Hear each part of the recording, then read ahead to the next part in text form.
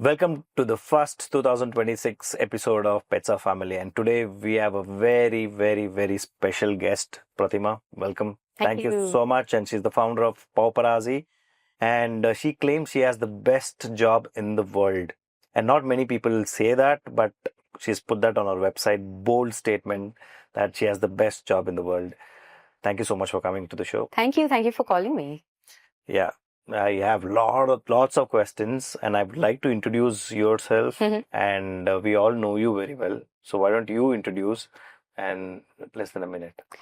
I don't have like any fancy introduction. I'm just someone who loves animals, and I found my footing and I found my purpose very, very randomly. And I think it's just been such a crazy journey. And pet photography just sort of fell into my lap, and things happened to come together. And a lot of people say don't define yourself as your job, but I take such pride in doing that because it just brings me so much happiness. I never feel like I'm at work or that, oh God, I don't feel like doing this, or yeah, I have to do this also. So I just have to say I'm a very happy pet photographer. I love my job. It's truly the best thing. And I think anyone can challenge that. I'm very happy to take on that challenge and prove it to them. What a beautiful introduction, man.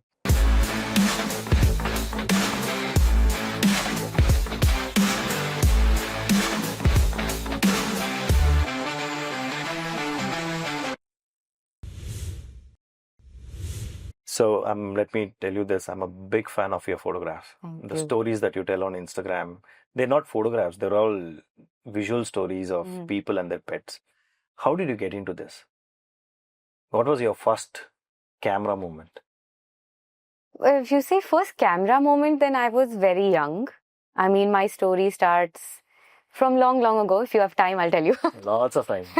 So when I was young, basically, I always loved clicking photos. And how young was this? I can't even remember. So creativity sort of runs in my family. So if we go all the way back, my great grand uncle designed the Indian flag. So Pingli Venkaya is my great grand uncle. Are you serious? Yeah. Really? Yeah. So the creativity part sort of runs in my family. Oh my God. And from there we have scientists and just a whole bunch. Then we have one photographer as well from my dad's side. Just amazing set of people. And for me, I was never forced to do something by my parents. Like I was never like, okay, you have to do science or you have to do engineering. My parents were always very clear, do what you love. And as long as you're happy in that, we are happy for you and we will support you no matter what. And ever since I was 5 years old, I was begging my parents for a dog. And I mean, I would cry and beg them, please get me a dog, I want a dog. And they'd just be like, no, like too much responsibility and all of that.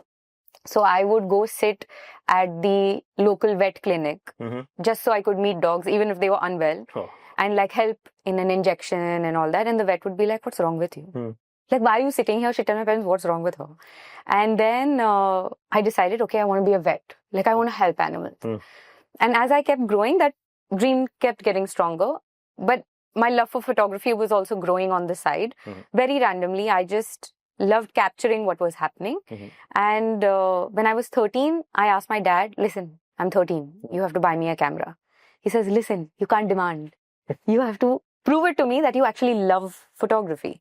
So I would borrow someone's camera and take photos. And he'd be like, yeah, okay, there is actual not pet photos. No, just literally like flowers and people and stuff like that. Street photography, thoda sa. And when I was in 10th grade, one of my teachers said, okay, she's very good at photography. There's a competition happening. Singapore Engineers Summit is hosting this competition. It's about Battle of Sustainability.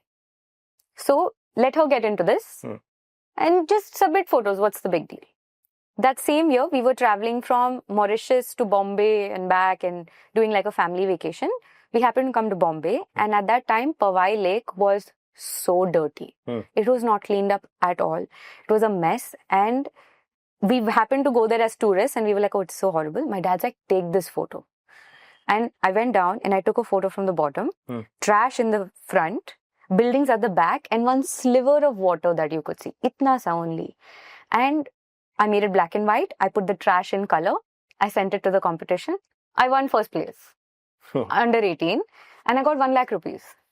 Wow. So I was like, enough to buy a good camera. yeah, I was like, free money, right? Like, this is crazy. 1 lakh when you're 13 or 15 is mad. So I got that money and I was like, see, now I can buy my camera. He said, yeah, you spend X amount, I will double that amount. So if you spend 25,000, I'll give you 25,000. Don't spend all your money. So I spent 25K. My dad put in 25K. We bought a camera, laptop, tripod, lenses, everything. And I've come back home very excited. And he said, listen, you've spent all this money. You have to make money from the camera. Now, how do you do that? And then I started getting into this whole thing of sales where I'd call up people and be like, hi, I'm a photographer. I live in this building. Are you looking for shoots? Do you want anything? And I became a family photographer that way. So I started doing people and babies and newborns and toddlers. And I did family photography for about 4 years. I went into my Bachelor's of Fine Arts. I was doing... You studied Fine Arts? Yeah. Where? Which college? Annapurna International School, yeah. So in Hyderabad itself, I did Fine Arts. And Fine Arts. Oh, cool. So it was a filmmaking course actually. And then I specialized in photography. That's run by Amala? Yeah. I mean, like Nagarjuna, it's his studio and that studio has a college. So I joined that. And luckily, I was 18 at that time. My begging for a dog worked because my mom is like, now you'll stay in Hyderabad for 4 years. We can finally get you a dog. Nice. I said, fantastic. We went, we got our first dog, Pax. Labrador. We bought him because we didn't know any better. Okay. And my journey with Pax started with my camera in his face all the time. I would not stop clicking those photos. And I have so many photos of him as a puppy, like his nose, the way he slept, the way he'd ask someone for food. And we have such beautiful photos of him.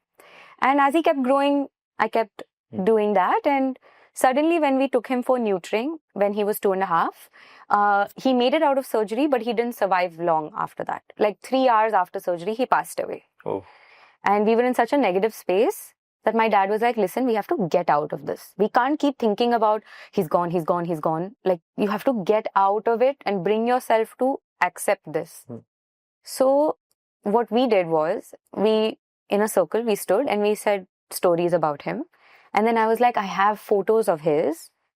And we ended up going through those photos and reliving good times. And that's when it shifted in us. So I was like, see, you're focusing on the good things and the life that they lived instead of the death that he had. And that was something that came to my attention. I was like, there must be so many people in India that love their dogs, love their cats, have no photos of them or with them. And once they pass, Google Photos every year will tell you, hey, listen, you took this photo last year. You'll see it once and it'll go off. Or you'll make it a wallpaper and it'll go off. And you don't do anything with it. You don't honor them in any way. You might take one photo and put it, but that's it. You can't relive those memories. That's when I decided to start Paparazzi. Nice. And the logo of Paparazzi is Pax's paw print. It was the last thing I took before we left the hospital. Oh. And that's why the logo is that paw. It is not like a random paw I took off the net. It's his because we started it because of him. And every time there is a client that comes to me and says, I want a shoot, but maybe I don't want it now, or I can't afford it now. I tell them, I'm very happy to give you an EMI thing. But if your gut is telling you to do it now, just do it now. Because I've had so many people come and tell me, I wish. But their dog has passed before that. So it's like, it's so heavy to feel that. And just knowing that now people understand the value of it, that it's not something shiny or blingy that I'm asking you to do. I'm literally offering you a service where you have those beautiful, genuine memories that you can relive forever. You can do a coffee table book, you can print and put it on your walls. You can do anything with those photos, but at least you have them and you can relive them. And that's why Paparazzi is what we are. Wow. Amazing. So since then you've covered 450 families. Plus, yeah. Across India. Yeah, we do Dubai also. Dubai also. Then I did London also. So it's like anyone who wants photos of them. How do you get these leads? So a lot of them, when I'm doing shoots abroad, are clients that I know in India that have moved abroad. So I keep track. Like, let's say I've spoken to someone and then we've connected. Then they said, okay, chalo, next year we'll do the shoot. But they happen to move. Then I write down which country they've moved to. If I have enough, then I call all of them and I'll be like, if I travel, are you guys interested? And then I club, leisure and work and go and do a trip. What was the first camera you bought? Do you remember? The one I bought with that money? All point and shoot camera. Oh no, it was some Canon camera that my dad bought because I had no say. He just bought it. He asked people and bought it. But the camera I bought with that 1 lakh rupees was a Nikon D3100. I got the kit lens. I got a 50mm lens. I got a Manfrotto tripod that still lives with me today. Nice. I bought some gaming laptop because I was told that that will be the fastest thing to work with. Done. And I bought those 5 things. But you have a Sony now. Of course. So you spent 15 years doing photography and 7 years with pets. Yeah. That's a long time. Yeah. But you don't look like you have a 15 years of experience. I started when I was in 10th grade. So my heart came into pet photography in 2018. So my first 6 months when I started was me calling friends and saying, hey, you have a dog. Can I do a free shoot for you? I want to see if this works for me or not. Like if I can actually take this as a business. And I did that with 3 people. One person had 10 dogs in his house. And I shot all 10 dogs within like 4 hours or something. And I was like, that's too long for 10 dogs. I was like, this is too much time. Everyone is exhausted. No, I have to think of something better. Then I called another friend and she happened to be pregnant and she has a dog. And I was like, let me do a maternity shoot. So I did her shoot. We did about 45 minutes or so. And she loved the experience so much. She goes, Pratima, how much do I have to pay you? I said, nothing. This is like an experiment. She goes, no, you can't leave this house without me paying you. You tell me. And I said, but I'm not charging you. If you feel like giving me a token amount, that's your choice, but I'm not charging. And she wrote me a check for 5,000 rupees and she said, you should be charging for this. What was your first earning? Yeah, that was my first earning. And I still have a photo of that check. Because my dad is like, take a photo of that. You can frame it and keep it. And framed it? No, I have not framed it. I framed how we came up with the name Paparazzi, but the check photo I still have. Cool. I want to know your story about you writing letter to Amala. Oh, I can't remember which grade I was in. But why did you even write a letter to her? See, I was in Hyderabad. I was seeing so many dogs getting run over, or so many accidents on the road, and they're just lying there, and I can't see that. Like I can't even look at it, and I would cover my eyes, or my parents would cover my eyes. But I was like, just imagine how that dog is feeling. Like, what do you do, and why aren't people stopping for them?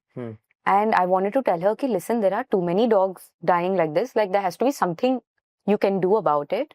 And it was so weird because the school I was in, I was studying in Glendale Academy. She happened to attend an event over there as chief guest. And I wrote a letter to her knowing that she was coming. And I asked special permission to go and give it to her. And that was the first time I had met her and had this conversation, and she very sweetly also wrote back and she said, yeah, we'll work on this. And I wanted something to be done so that the dogs are not run over. And then, things went by. Even I forgot. I would still see the dogs, but less number, but they were still there. And all this was happening. And then pet photography started. And I was like, okay, there has to be some way of helping the dogs. And my dad was like, when you do any business, you have to do a giving back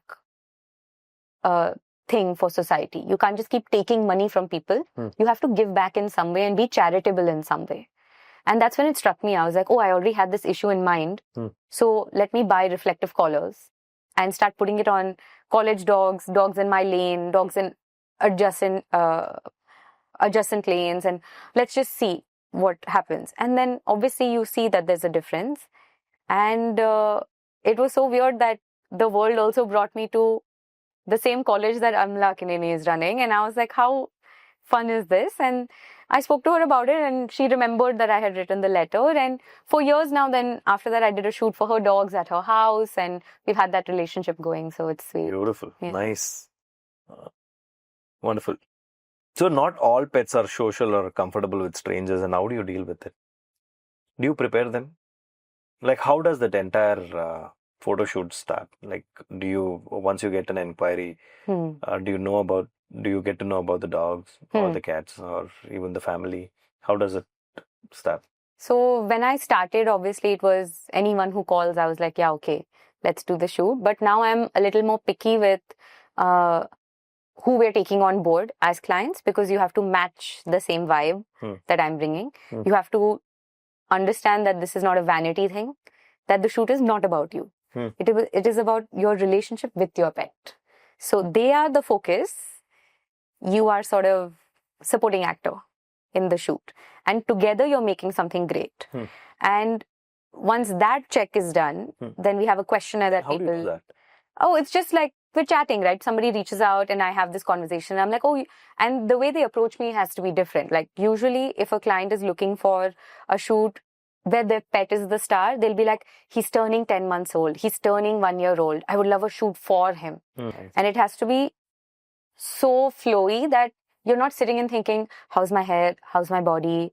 You know, how's my dress looking? It has to be, you have to just be comfortable and be yourselves and be wild and crazy and just fun-loving people that you are. Like, don't try to be something else. And once that vibe check quickly happens on chat, I send in a questionnaire to everyone. And that questionnaire is about your dog's likes, dislikes, personality traits that I need to know before we step into the shoot. What language they speak / understand. What are their trigger words? Are they okay indoors, outdoors? How old are they? Who are their favorite people? And I get really beautiful write-ups about everyone's pets. And I get to know it's like a little family thing that sort of happens where we all come together to make this amazing shoot happen. And it's tagged as the Paparazzi Experience. Like it's not just a in and out shoot and we're done. It's from the moment you message me, there's a call, there's a questionnaire, then we do a follow-up call to understand, okay, this is how we can go about it. If your dog is uncomfortable, for example, we do a pre-shoot meeting as well. So I will come to your house, or if you feel like your dog is too protective inside the house, we'll do it downstairs in the colony or in some third area where your dog might feel more comfortable with me. We do very slow interactions. A lot of indies or dogs that have been through trauma, could be breeds also coming from, let's say, a free girl or a breeder that didn't treat them well. They also have a lot of like touch issues. So there are areas where I will ask, can I touch the leg? Paws are usually out of the question. Like you can't touch a paw. Dogs can be very... Yeah, there are some that can be very picky about paws. Some don't like the head. So if you'll go near them, they'll sort of duck and they just don't like it. So those are all the questions that I have to ask, because in the shoot, I'm just a third person. Like it shouldn't be me in that with you. I should be able to let you guys be free. And that pre-shoot meeting really helps. Like just recently I did one. This couple came to me and they were like, we want to do a pre-wedding shoot with our dog. And we've already done a formal one, but we want something fun and playful that speaks of her. Really nice. So I said, great. They said, but you need to do a meeting beforehand because sometimes she doesn't like a few people. So I said, okay, fine. And I'm recording while doing this pre-shoot meeting, and she has just run up to me and she's going crazy. She's like, oh my God, I love you already. And she's taken my shoes, she's running around. And I was like, guys, what? I didn't even need to do this meeting. She's great. They go, no, like sometimes, she has that mood. We did the shoot one day. The next day was we did the meeting one day. The next day was our shoot. Sure. On the shoot day, she got scared of me. And I was like, what happened? And they were like, you have a big bag. So she's scared of bags. Okay. Now we don't know what trauma that comes from, but she's terrified of them. She was barking and she was like coming at me, and I was like, okay, so this is something new. So in the shoot, I can't wear a bag. The bag has to be kept in the corner somewhere. So those are like the little intricacies that you have to pay attention to. Have you got bitten by a dog? Yeah. How many times? Oh, you don't remember? I think twice by 2 different dogs, but I also got bit by a monkey. Monkey? Yeah. What is that story now? So there was a photo shoot with monkey also. This was first for me also. I didn't know what to expect. And so there's this lady, she rescues a lot of dogs in Hyderabad, a lot of animals in Hyderabad. And her family, like their home is literally like a zoo. They have so many animals and they're all so well loved and, pampered and everything. But what had happened was this monkey was found with one of his legs sort of chewed off. Now they don't know if an animal did it or if it was a pack of dogs or it was a car. But they amputated one leg. So now he has 3 limbs and he can't necessarily go back to the wild. So she was sort of fostering him and seeing how he would do and sort of getting him used to being around humans and understanding love.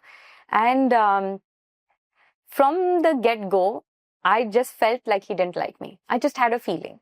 And she was You get that feeling with all the dogs? Yeah. I mean, I'll know, like it's in their eyes usually and it's in the body language. So I just had this gut feeling. I'm like, I don't think he likes me so much. So she's like, okay, there are some rules, okay, that she's told me. So she was like, first, you can't say no. You can't say no. Like, and The for monkey dogs, understands. no. You know, for dogs, if you have to tell them not to do something, you'll say, don't do it, or you'll say no, or you'll say, You can't say that to him because he's very sensitive, she said. So, I didn't know what sensitive meant. Then I was like, but what do you mean I can't say no? Like, why? So she goes, in monkey language, in their body language, when they are warning others or they're mad at each other, they go, hoo, hoo, hoo. So when you say no, it looks like that. So he gets agitated by it. So I was like, oh, okay, I understood the logic now. I'll try not to say it, but it's so hard because that's the first word that comes to you. So she's given me 3 cherry tomatoes and she was like, hold out your hand and offer him the cherry tomatoes, he'll take it. So I said, okay. She gave me 3, I gave it to him. He's taken 1 and he's thrown it. He's taken the other, he's chewed it and he's like, yeah, okay, whatever, thrown it. Taken the 3rd, thrown it, and then looked at this part of my hand and he was like, oh, this is nice and juicy, and just went like a little nibble on my hand. And I was like, what was that? So that was bite number 1, okay? It broke skin. So I was just like, okay, weird, but fine, whatever. Then she's like, why don't you go sit on the sofa? I've sat on the sofa and I'm now terrified because I'm like, now I can't say no, so I don't know what to say. Let the monkey free. Yeah, he has a cage and everything, but for introduction, she sort of let him. So he's come and we're on this L-shaped sofa. I'm at the edge and he's come and he's around my face now and he's sniffing and he's doing his thing. And then he's gone behind me, okay? Now he's behind me, I can't see him. He's still on me, but and the lady has asked me, do you want a juice or something? And I say no. And then he's bitten my back. And I was like, oh my God. Bite number 2. I was like, what is happening? And I was like trying to get him off and he's hanging on my hair and they're running after him and trying to get him off. Oh my God. It was like a circus, okay? And I was like, so sorry, I said no. She goes, no, I asked a question. You could have said. It was madness. And then I was like, listen, just put him on the leash and collar because he walks on that. I said, put him on leash collar. Let's go upstairs.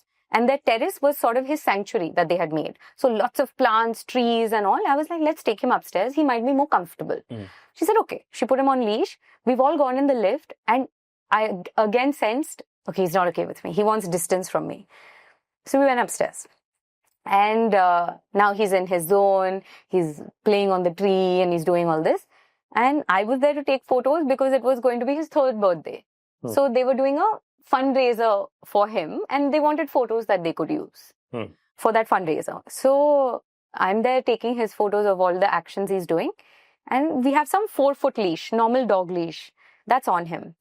And he sees me and he's walking towards me. And I'm trying to not make eye contact because it can agitate animals. So I'm like, okay, my camera is still there. And he sort of jumps.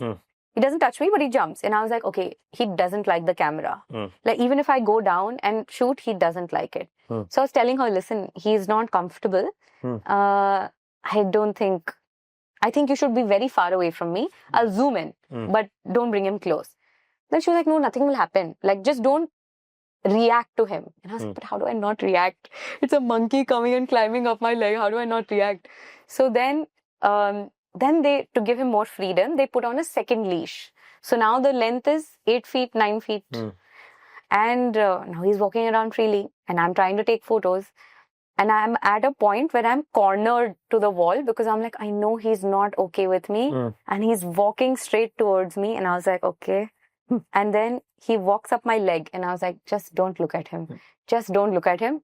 And he bites my knee. Okay. 3rd bite. Full, proper bite. And I was like, I didn't even say anything to him. And then I pulled him off. And then, again, there was all madness and everything.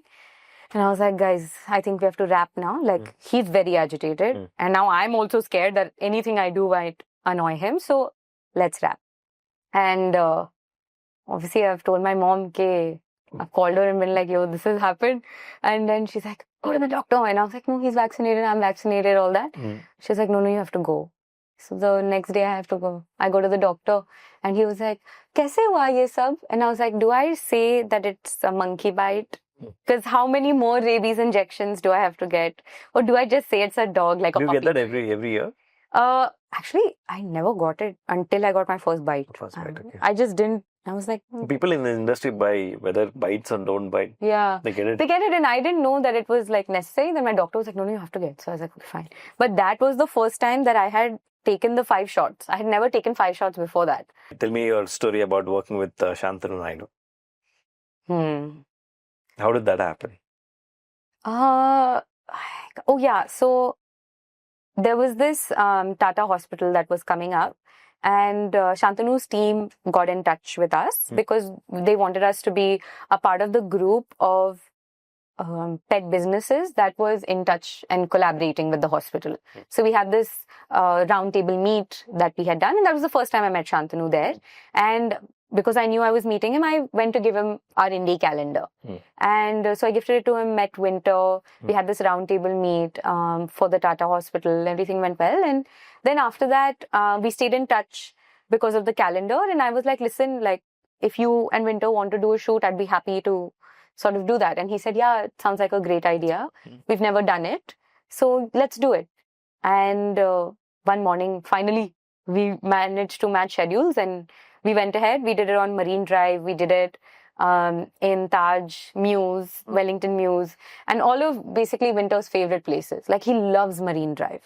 And it was a very weird thing that happened there. He loves balls. Like, he's crazy for them. You don't even need treats. You just need one tennis ball and he's happy. And he stole one kid's ball and he was walking around with that. And I had to take it back and secretly give it and be like, "I'm sorry." And it was like a whole adventure, that shoot. And we shot for about 2 hours, and we finished Marine Drive, then we finished Wellington Mews. We went, got him a pup cup and did all that. And Shantanu and I continued our friendship after that. So we've worked together multiple times now. And yeah, I mean, it's been fun. Beautiful. Yeah. Super.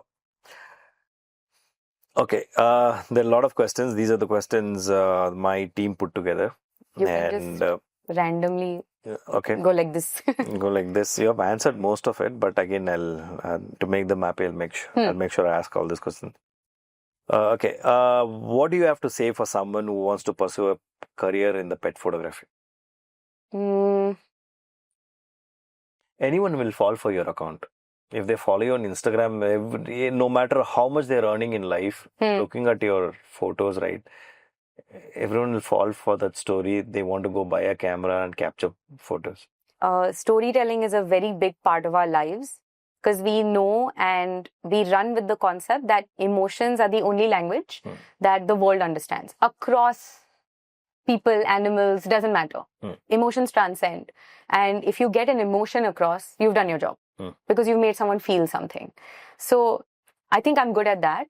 But it's not an easy job to have because it's not just photograph, right? It's not just you play like so many roles. It's not easy. Like, there are days where I'm doing admin, I'm doing HR, I'm doing the photography, I'm doing the editing, I'm doing customer outreach. I do my own social media. So it's just too much to take. And unless the drive comes from within you and you don't need someone else to push you to do it, then I don't think it's for you. Like, I really think you need to love animals because if you can't give them that benefit of doubt, even if they're aggressive, you have to think from their perspective.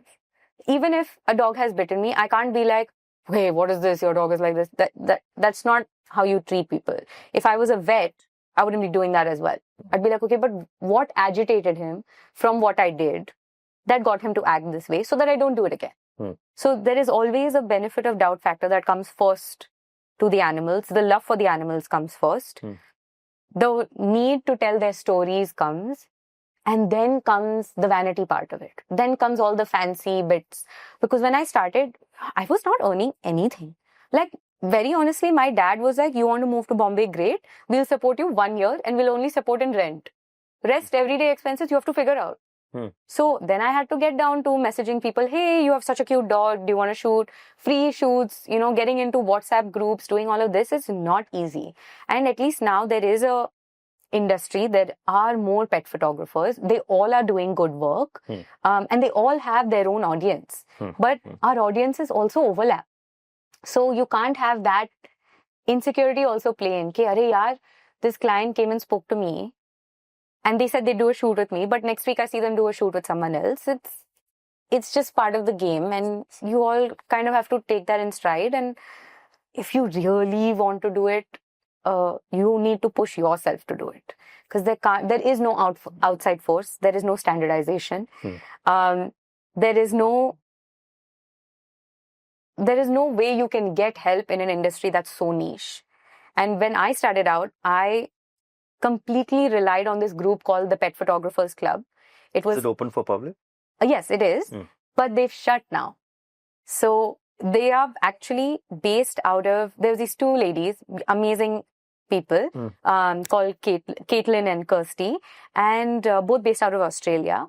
And they started the Pet Photographers Club, where pet photography being a part of culture abroad was already so well known that they would interview pet photographers from across the world. And in their interviews, those people would talk about how to do 6-figure shoots. And I was like, 6-figure shoots in India? Like, what 6-figure? There is no industry only. But I would still watch the podcast, because if those guys are 10 years ahead, I would know where our industry would be in 10 years, because India is 10 years behind in anything. And we end up catching up very fast. So if you have to look ahead. And that was something I would sit and do. Every week they would come out with one podcast and I would sit and watch it. And they had all of these like materials online that they would give you. They would give self-publishing help. They would give you tips. Then there were competitions, and there was a pet photographers, like international pet photographer competition, where you could send in your photos, people would judge and stuff like that. So that's what I had joined, to see the work that others were doing. And it was insane. Like, the culture of pet photography in different countries is also very different. Europe is all about art as pet photography. It's not the human being involved. It is the dog and the art you create with that dog. Whereas in the US and in India, it's people being involved in the shoots. So there's very different cultures that go around photography, and that really helped me open up to it. And then I went to one of their retreats that happened in Italy 3 years ago. And this was a pet photographers retreat where you had teachers who were pet photographers, and they have now come and they're telling you their tips and tricks, but not of the photography bit, because that you've done. They're telling you different things of how to talk to clients, how to convert a client, what is it like to have newslettering go on. How does it happen every year? No, that happened twice.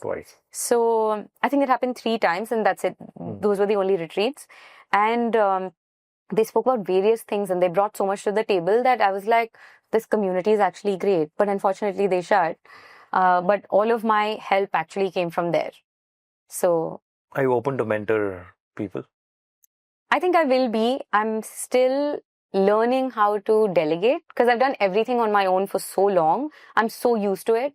And I know exactly what I'm looking for, that because of my pet stores, I'm learning delegation. So I'm like, I will bring this to my pet photography soon, but I'm learning how to work with the social media team, with the LinkedIn team, with other people, to get across what I want and have exactly that brought in. So I'm also still learning. Are you creating any knowledge base for others to? I am. There's like stuff that I'm working on, so that when I am ready, then content is also ready and I can have the platform up. But I've not started putting out anything yet, because I want to make sure that what I am writing and what I am creating is good enough for people to understand and really actually helpful for them. So photography is still male-dominated industry. What unexpected challenges did you face while building Paparazzi? My challenges had nothing to do with gender, though. Like, it didn't matter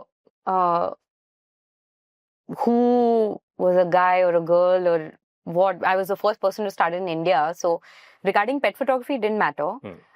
Family photography, it didn't matter, because I feel like being a woman, you bring something special to the table. There's more comfort. I feel there's more comfort. There's more emotion. There's an edge to things. There's a lot more storytelling. It's not posed and it's not clinical. It's not technical. There's a lot of flow that comes.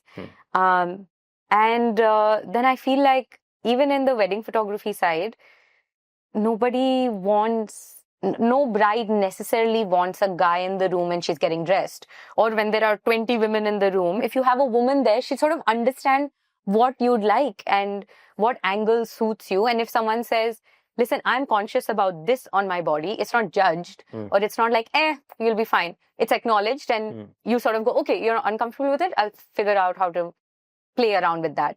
So I feel like that comfort level comes with being a woman, and very true. Men can fill that gap. I'm not saying they don't. It's just that I don't see it as male dominated. I see it as equality coming into it now. Nice. There's a recognition for what a woman brings, and there's also talent that comes with it. It's not just that we are good at talking to people, or No, you're good with roles. pets. No, I mean, like, Women it are has way better with pets.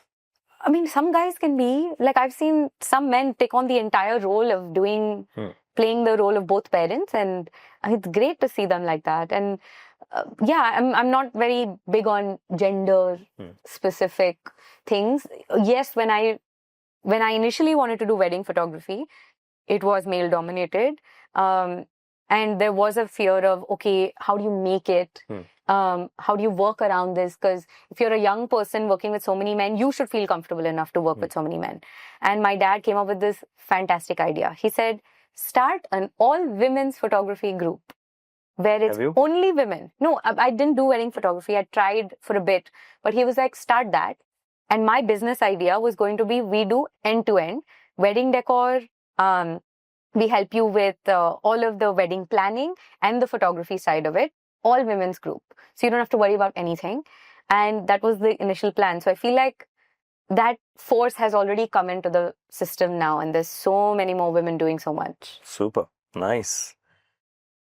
So family portraits are often expected to be pocket friendly. How do you navigate pricing conversations with clients? Obviously, there is a different spending capacity for different people. And some people have a budget of 10K, some people will have a 5K, some people will have a 40K also. And it just depends on the value that you are selling to them. Because I'm not selling them, this is how the photo is taken, this is how you will look. That's a wedding photographer's thing. That this day is about you. I'm telling you, this day is about your pet. And this shoot is about your pet and the relationship between you. So the value system that I bring to the table and the experience that I'm giving you is something you can only see once you get on a call with me, or once you see my work, once you hear a testimonial. Because most of my business is word of mouth. It spreads through friends, or they see it on Instagram and have asked me my cost and then gone, okay, I can't afford her now, but I can afford her 6 months from now. Nice. So I have clients that book immediately and are okay with the pricing. I also have clients that save for 6 months and say, now we are ready for you, but we only want you. Like, I've had a client who's done this, and she was like, I have been seeing your work for years. It wasn't the right time and I didn't have enough in savings. Now I do. I want to do this shoot, this package, let's go. So it's the intention that is behind the shoot. Nice. And just pampering yourself with your pet and the value that you want to give to that shoot and how important that is to you. And the conversation with people about pricing is very interesting, because when I was a family photographer and I was just doing kids and stuff, the pricing was very upfront. Like, I had to show pricing first and then people would approach me. In this, you will not find it on my website. You will not find it on my Instagram, nowhere, because I don't want you to come in and look at the price and go, too expensive. I don't want that factor to scare you. I want you to be invested in the experience and invested enough to say, okay, I understand this pricing, even if it's a bit higher. If you remove the GST, I can do it. Stuff like that. There has to be a negotiation that happens. Nice. And the only time I send the pricing to a customer is once they have filled in the questionnaire, after we have spoken about ideas for the shoot, then I go, this is how much it's going to cost. If it's only you from that city, the travel charge is also on you. But if you get 2 more friends, then the travel charge is split, and then we can just... Nice. So there's a lot of like ways that you can get around making it interesting for a client without having to bring down your own costs. Because in the beginning, that's all I did. I'd be like, okay, 10% discount, 15% discount.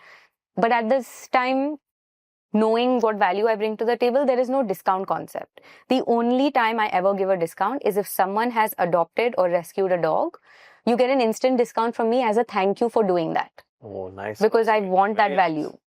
And I want you to, I want to acknowledge your value in the fact that you have put in the effort to say no to a breeder and come and adopt. Whether it's a breed, whether it's an indie, doesn't matter. The fact that you have rescued or adopted is big enough for me to say thank you to you. So and sweet of you, man. That shoot really is nice. Close to my heart. It's always more closer to my heart. What's the output? So do you just give them the photographs or do you frame them? Different packages have different offerings. So if we do our first package, then you get 4 prints. And a lot of clients sometimes... Framed? No, they are matted. So they come in a thick white mat that you put into a frame directly. Like even how your frames are here, you see the white border, that's a mat. And clients always say, listen, we don't need the prints. And I say, it's a gift from my side. Because if you don't take the print now, you will never print. Yeah, and you won't know the experience of the print. Like to relive a photo in physical form versus online is very different. True. And magic comes through printing. So I have always given prints, whether they have said they wanted or not. I'm like, no, I will choose the photos and give you. But keep the prints because you will understand their value. And so package 1 has 5 prints. Package 2 has 4 prints and a frame. And package 3, you can do an album also, or you can take 3 frames. Like we have different, and our frames are like heavy metal frames. Nice. So we do more luxe offerings. And along with that, in the box that we give to clients, there is a pen drive. There is a little gift for them as a keychain. And there is a gift for a dog. And we always collaborate with indie homegrown brands. So our box currently has 3 different homegrown brands in one space. Very nice. Yeah. Wow. It should always be a community collaborative effort. So. Okay. Now, let's go. This is my favorite one, and there is a story behind this which she's going to talk about. And guys, please get this calendar. And it's from photographers that you handpicked, or how was the process of getting all these photographers to shoot these stories? So, I'll give a little intro about the whole concept. You hold this. Thank you. So the indie calendar concept came to us when I knew I wanted to raise money to donate to NGOs because I am unable to go and help animals.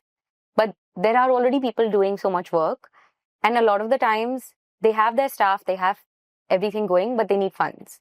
And they're constantly going to people and saying, hey, we need to raise funds, hey, we need to do this. And I was like, okay, why don't we add to that and we bring value to that, but also at the same time bring awareness to people. And the calendar concept started from there, where we would make a calendar every year, sell it, whatever profits we made, we would donate that money. And the first year when we sold a calendar, the indie calendar, it was... Which year was this? 2021. When we made the calendar. It was not specifically indie at that time. It was just a calendar that we made. But it was rescue stories that we had collected. And we had a photo of a dog, very similar to these photos. It would be a studio photo of a dog, their entire rescue story written, and just a little bit of a calendar concept. So that we were like, this is the main focus, but you also get a calendar with it. Okay. And we raised money through that. And with that, our profits came to 25,000, which at that time was a big thing for me. And selling that calendar. Yeah. And we donated it to Rescue in Pune. And that gave us a sense of huge, immense pride where I was like, this is something we can continue doing as a charity segment. And it's also an awareness segment. And you don't necessarily have to be on the road to help dogs. Of course, if there's something happening, you help them. But you're still doing your part. And doing your part in creating awareness is also a big deal. So we continue the indie calendar experience from there. Every year we come up with a concept and we shoot. And it was always me shooting alone because I didn't know how to delegate. I'm a little picky. There were just so many factors. And this year I got so drained out because we shifted to our own stores. I was working full-time there. I'm working full-time here. It became too much. And then I decided, you know what? This year I will ask for help. And I just put out a random post, not a thought out post, but I put out a post that says, calling all photographers. Next page to help us shoot for our indie calendar 2026. And I explained a bit about the calendar and what photos I wanted. And because of the Supreme Court verdict about, putting all the stray dogs in shelters and not really talking about ABC and the whole rabies case, I was like, okay, the concept has to be that there are people across India who don't have money, who don't have a home, who don't have any means, but they have so much love that they still care for our streeties. It could be cats, it could be dogs, it could be cows, it doesn't matter. They all bring love to the table. And if every single person in this world brought love to the table, we won. But they don't do that. So why don't we highlight the love that they bring and push more people to understand that? And that was the concept. And I just told all the photographers, capture people who are helping a dog or a cat in some way. Even if it's that cat sitting in their store. Ask them the story. Do they feed the cat every day? What is the cat's name? What is their relationship like? When did the cat come there? Why has this cat chosen this person? Ask these questions. And we wanted a journalistic view of, covering these stories. And I couldn't do it alone. So I went and shot what I could.